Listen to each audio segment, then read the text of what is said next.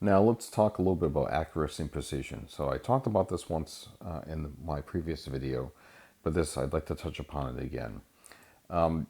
So accuracy and precision, they're both related, but they're two different things. Accuracy is talking about how true the measurement is to the actual value.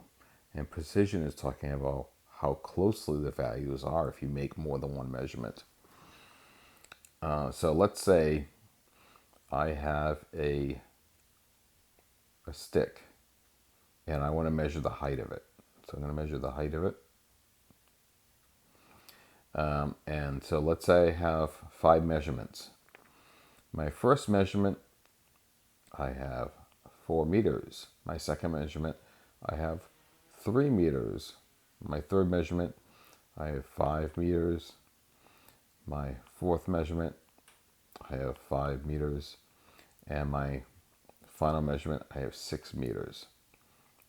Okay. Now the actual value of this yardstick, this stick, let's say it's 4.5 meters. So ask yourself, are these numbers close to the actual value? So I would say they're not, right? So we're going to say that these numbers are not accurate. Now the other thing we'll ask is it precise? And precision is talking about how close the numbers are to each other. So this is 4, 3, 5, 6, and 5. So these numbers are not close. So they are not precise. How about if we repeat it again? All right, going to use the same stick. We say it's 4.5 meters. And we have some measurements. We find 4.5, 4.6, 4.5, 4.4, and 4.5.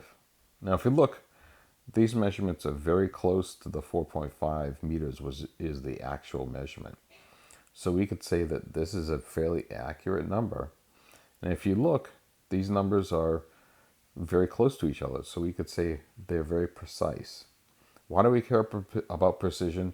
Precision is really talking about if you have a person using an instrument to measure something, if they're using and they're making measurements exactly the same way each time and they're using the instrument correctly, their measurements should be very close to each other. So they'd be precise.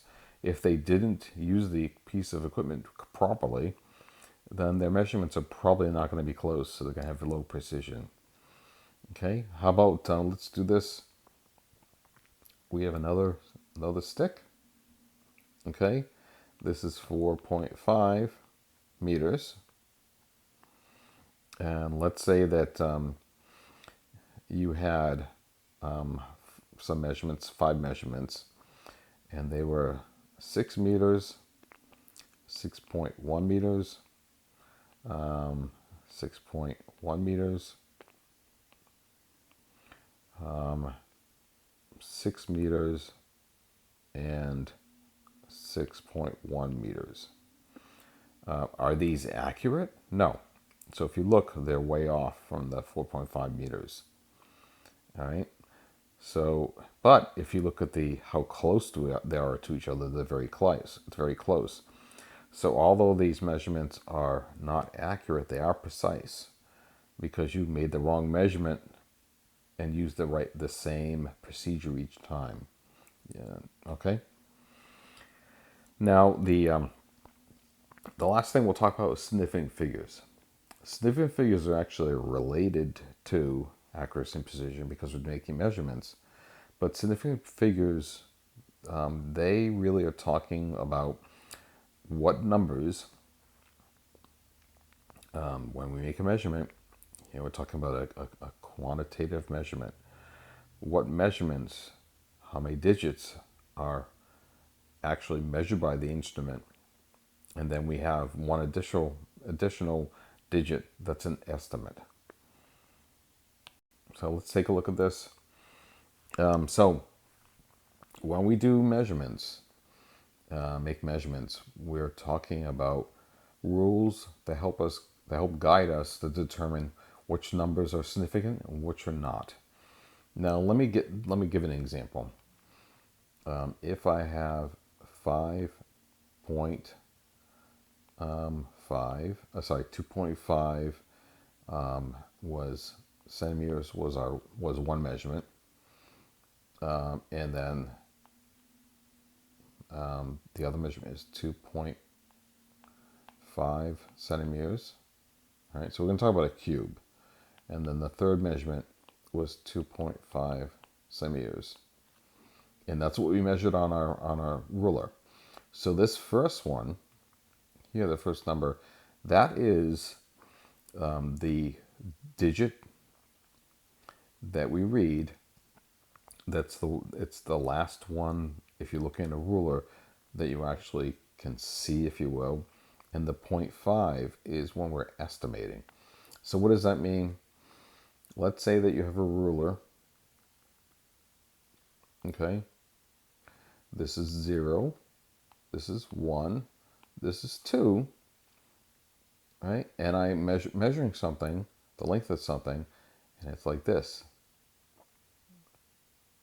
Okay. Now, I know if it's up to this point here, that's 1. And let's say this is centimeters. This is 1 centimeter, right? So I can write that down as my first measurement. So 1. But here, I'm not sure if that's 1.5 or 1.6 or 1.4. So I'm going to estimate. So I'm estimating that that's 1.5.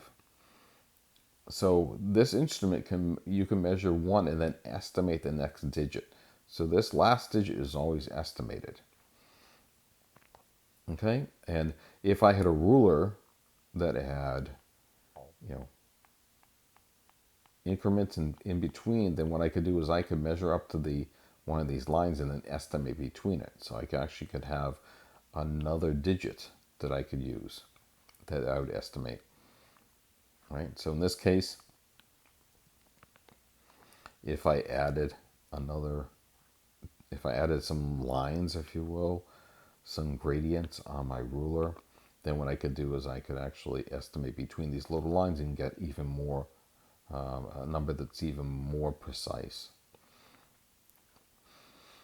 So if we go back to this problem, if you have 2.5 and you multiply 2.5 times 2.5, so if I multiply 2.5 times 2.5 times 2.5, I get 15.625. Now, if you look here, we estimated to a tenth, right? 5/10 of a centimeter. But over here, we're saying we're going not just the tenths, but we're going to tenths, hundredths, thousandths. So we cannot say that the number that we have here, that the result that we're showing here, the 15.625, it was measured by the instrument that we used because we estimated 0.5. So how do we know what the final number should be? Like, what number can I write down? What measurement can I write down that is an accurate representation of the true value of my measurement? I can use these rules here. Okay. So if we look at the rules, right? All non-zero digits are significant. So there's so if we look at that, right, they're significant. All zeros between two non-zero digits are significant. Zeros to the right of a non-zero digit, but to the left of an understood decimal point are not significant. If such zeros are known to have been measured, however, they are significant and should be specified as such by inserting a decimal point to the right of a zero. Number 4, in numbers less than 1, zeros to the right of a decimal point that are in the left of the first Non-zero digits are never significant. They're simply placeholders. Number 5, in numbers less than 1, the zeros to the left of the decimal is never significant. It is there to make sure the decimal point is not overlooked. And number 6, all zeros to the right of a decimal point and to the right of a non-zero digit are significant. All right. So let's look at this. So we're going to use these rules to determine significance. So in our measurement, we say these two numbers here, 2.5, for each of these three measurements is significant. But what we want to find out is which numbers in this answer are significant.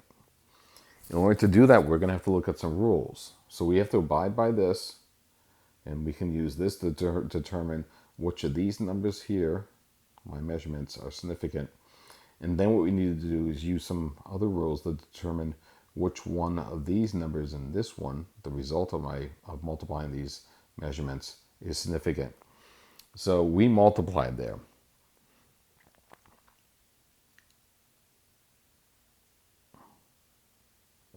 So we're going to look at this right here. Rules for multiplication and division involving significant digits. The answer should be rounded off to the same number of significant figures as the measurement with the fewest significant figures. So if you look over here, right, 2.5, we only have two significant figures on each one of these. All right, but this,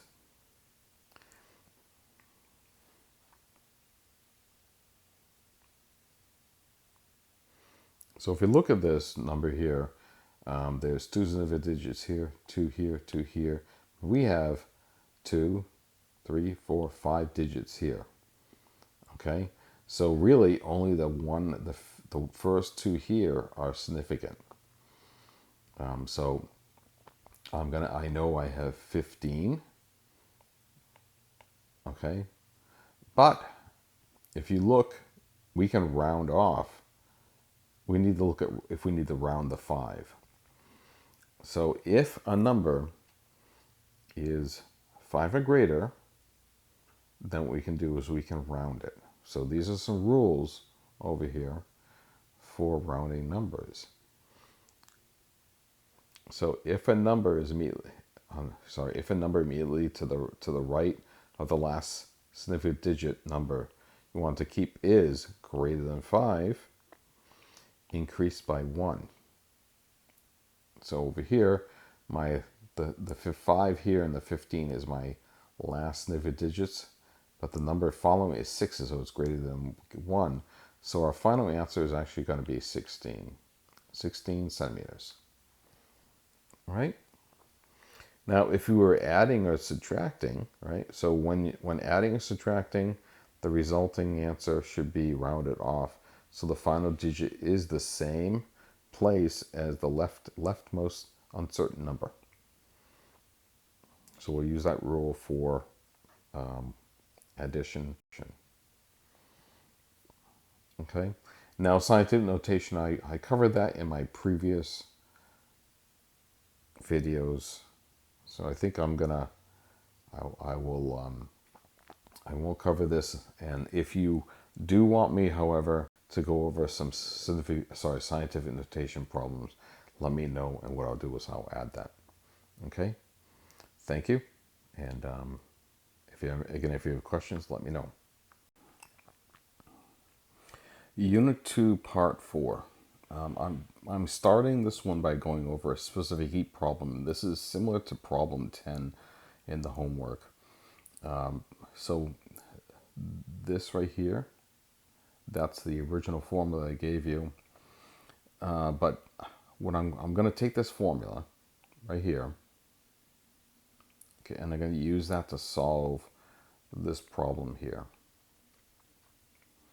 Okay, so in the problem, a 15-gram sample absorbs 20 joules of heat. When you hear something absorbing heat, that means the temperature is going to go up.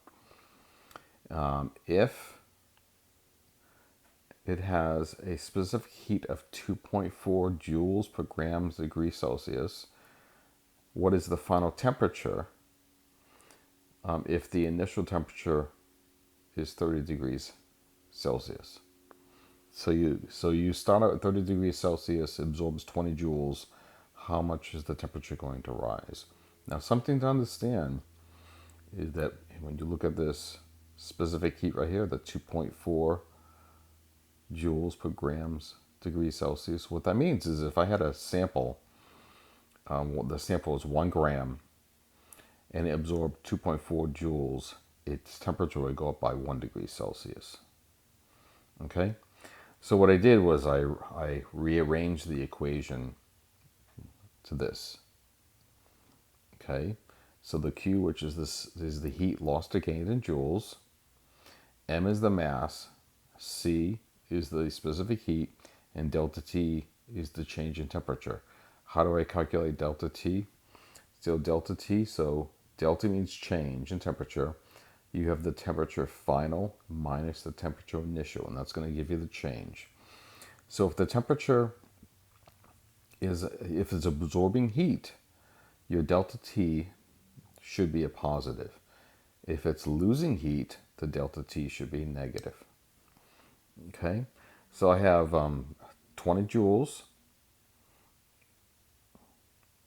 of heat, which was absorbed, equals 15 grams, which is my mass, times the specific heat, which is 2.4 joules per grams degrees Celsius.